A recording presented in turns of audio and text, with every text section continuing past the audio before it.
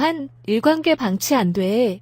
이낙연 국무총리와 아베 신조, 안배삼 일본 총리가 24일 회담에서 한일 양국은 중요한 이웃국가로서 한일 관계의 어려운 상태를 이대로 방치할 수 없다는 데 인식을 같이 했다고 조세영 외교부 1차관이 밝혔다. 한일 총리는 이날 오전 11시 일본 도쿄 총리관저에서 회담을 갖고 북한 문제 등과 관련해서도 한일, 한미, 일 공조가 중요하다는 데 인식을 같이 했다고 조 차관은 설명했다. 회담에서 이 총리는 한일 관계의 경색을 조속히 타개하기 위해 양국 외교당국 간 대화를 포함한 다양한 소통과 교류를 촉진시켜 나가기를 촉구했다. 이에 아베 총리는 국가 간 약속은 지켜야 한다는 기존 입장을 거듭 밝히고 문제 해결 위한 외교당국 간 의사소통을 계속하자는 언급을 했다고 조 차관은 설명했다.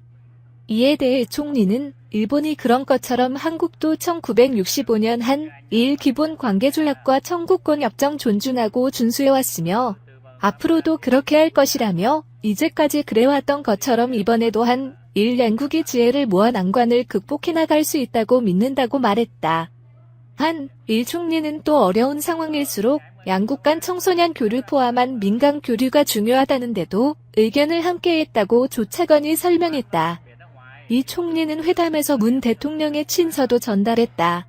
1페이지 분량의 친서에는 한일 양국이 가까운 이웃으로 동북아 평화와 안정을 위해 협력해 나가야 할 중요한 파트너임을 강조하는 취지가 담겨 있으며 양국 간 현안에 대해 조기에 해결될 수 있도록 서로 관심을 갖고 노력해 나가자는 취지의 문구가 담겼다고 정부 고위 관계자가 전했다.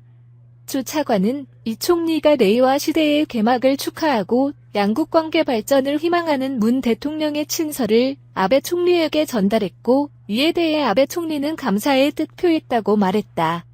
이어 이 총리는 또 나루히토 천황의 즉위를 거듭 축하하고 태풍 피해 당한 일본 국민에게 위로의 뜻 전했으며 아베 총리는 감사를 표하며 문 대통령이 일본 국민의 태풍 피해에 대해 위로를 전해준 데 대해 사의를 표명했다고 밝혔다. 리 총리, 아베, 한일 관계 악화 방치 안 돼.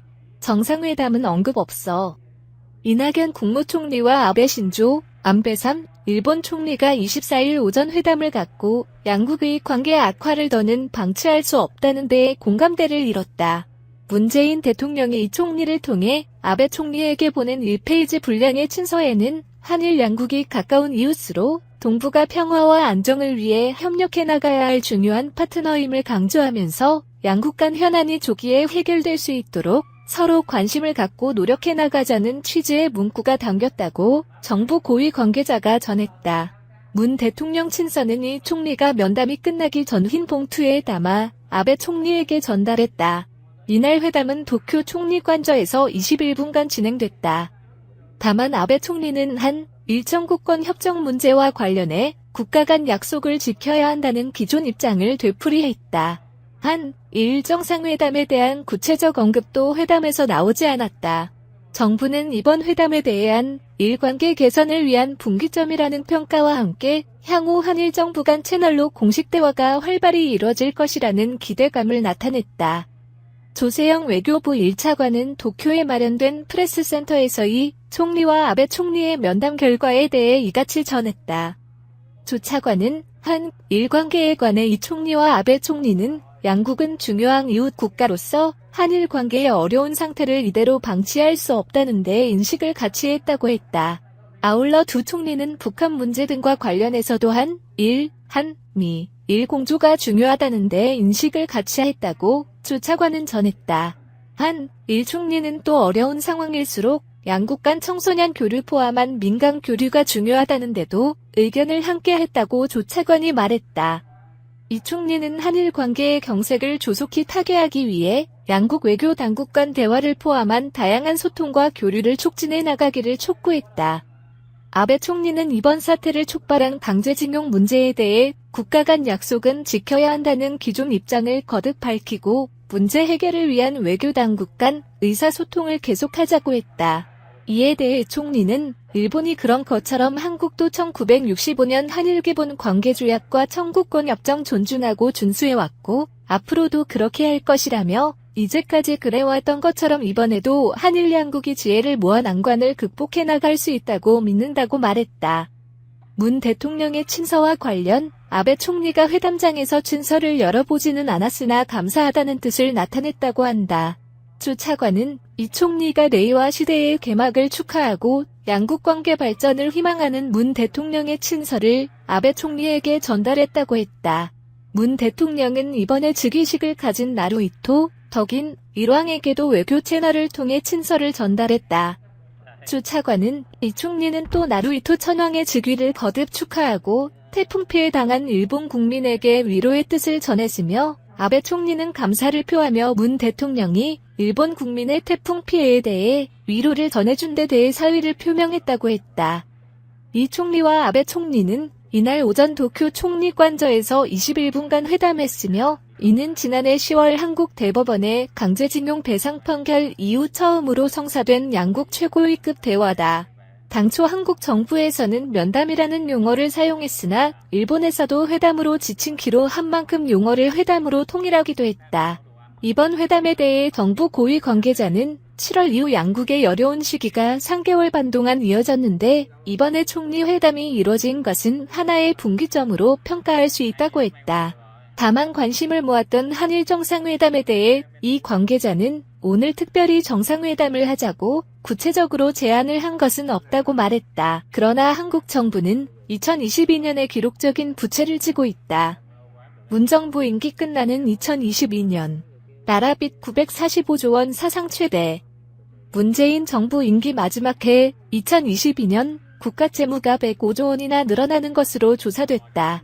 2019에서 2050 장기 재정 전망, 이하 2018 장기 전망에서는 839조 3천억 원이던 국가채무가 10개월 후 나온 2019에서 2028년 중기 재정 전망, 이하 2019 중기 전망에선 945조 1천억 원으로 예상된 것. 특히 2019 중기 전망에 따르면 지난해 708조 원이던 국가채무는 2028년 1490조 원으로 2배 넘게 급증할 것으로 나타났다. 중앙일보는 23일 추경호 자유한국당 의원실로부터 2018 장기 전망과 2019 중기 전망 비교 자료를 입수해 국가채무 전망치가 10개월 전에 비해 크게 악화했다며 재정 수지는 더욱 악화하고 국가채무는 급격히 증가하는 것으로 나타났다고 보도했다. 추 의원실은 10개월 간격으로 작성된 두 개의 전망치를 비교하기 위해 각 지표를 2019년 불변가격 기준으로 가정하고 물가 상승률은 제외했다. 2019 중기 전망에 따르면 2022년 국가채무 전망치는 945조 1천억 원으로 예상됐다. 이는 2018 장기 전망에서 2022년 국가채무 예상치를 839조 3천억 원으로 본 것보다 105조 원 이상 뛴 수치다. 특히 2028년 국가채무 예상치의 경우에는 이 차이가 208조 9천억 원으로 벌어지는 것으로 나타났다. 2028년 국가채무 비율 56.7%. 또 지난해 35.9%였던 GDP 대비 국가채무 비율은 내년 40%를 돌파하고 2028년에는 56.7%에 달한다. 국가채무 비율이 40%를 넘는 것은 사상 처음이다. GDP 대비 국가채무 비율 2028년 전망치는 각각 48%, 2018년 장기 전망 56.7%, 2019년 중기 전망이다. 특히 56.7% 수치의 경우에는 유럽연합, EU의 한정 및 성장에 관한 협약 중 국가 재정 건전성을 위해 최대치로 잡아놓은 60%에 육박하는 수치라고 이 신문은 보도했다. 이는 전날 문재인 대통령이 2020년도 예산안 국회 시정연설에서 내년도 국가채무 비율은 GDP 국내 총생산 대비 40%를 넘지 않는다고 밝힌 것과 상반되는 결과다. 추경호 의원은 국가의 재정 전망이 불과 10개월 만에 이렇게 크게 벌어진 건 문재인 정부의 무책임한 세금 퍼쓰기 재정 운용 때문이라며 이로 인해 청년들과 미래 세대의 부담은 눈덩이처럼 불어나고 있다고 비판했다. 유승민이 지적한 문재인의 가짜뉴스 3가지. 23일 바른미래당 변화와 혁신을 위한 비상행동 변혁 유승민 대표가 전날 문재인 대통령의 시정연설에 대해 큰 충격, 실망, 명백한 가짜뉴스라고 강도 높게 비판했다. 유 대표는 이날 국회에서 열린 변혁회의에서 이같이 말했다.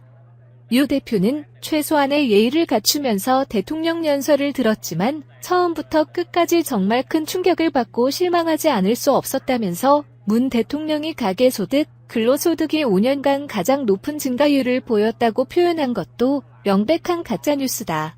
정부가 발표한 통계로도 뒷받침 안 되는 얘기라고 했다. 문 대통령, 북핵과 안보 언급 없이 평화경제 얘기. 유 대표는 이어 안보 위기가 이렇게 위중한데 북한 핵 문제, 안보 문제 언급 없이 평화경제 얘기한 것도 가짜뉴스라며 이런 인식을 가진 것이 놀라울 따름이라고 했다. 유 대표는 또 문 대통령이 국론 분열을 야기한 조국 사태에 대해 한마디 언급도 없었다는 점을 강조하며 단 한마디 사과와 반성의 말도 없이 검찰개혁을 얘기하고 공정이라는 단어를 27번이나 쓰는 것을 보고 어떻게 저럴 수 있나 생각이 들었다고 말했다. 경제 부분에 대한 연설에 대해서는 우리 경제는 잘 되고 있다는데 왜 우리 국민의 부담으로 그 많은 빚을 져가면서 적자 예산을 편성해야 하는지 커다란 모순이 아닐 수 없다며 국민 빚으로 해결해야 할 예산안을 가져왔다는 점에서 변혁 의원님들은 예산안 심의에 철두철미하게 원칙 가지고 심의에 임할 것이라고 말했다. 이날 변혁회의에선 이준석 전 바른미래당 최고위원이 손학규 대표의 당비 대납 의혹을 폭로하기도 했다. 이준석, 손학규 당비 1,750만 원 타인 대납 의혹 제기. 이 전 최고위원은 제보된 자료에 따르면 손 대표는 2019년 1월 1일 31일, 3월 7일, 4월 1일, 9월 1일, 6월 3일, 7월 3일 등 확인된 것만 최소 7회 1,750만 원이 타인 계좌에서 당비가 입금된 사실을 확인했다고 밝혔다. 그러면서 선관위 측에도 문의한 바 정치자금법, 정당법, 형법, 배임죄 등에 있어 매우 심각한 처분받을 수도 있는 사안이라고 했다.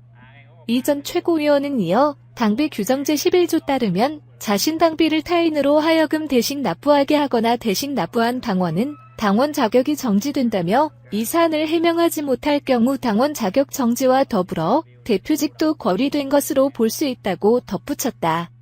이 전 대표는 손 대표의 당비 대납 의혹에 대해 이날 중 중앙선거관리위원회에 조사 의뢰서를 제출할 방침이다.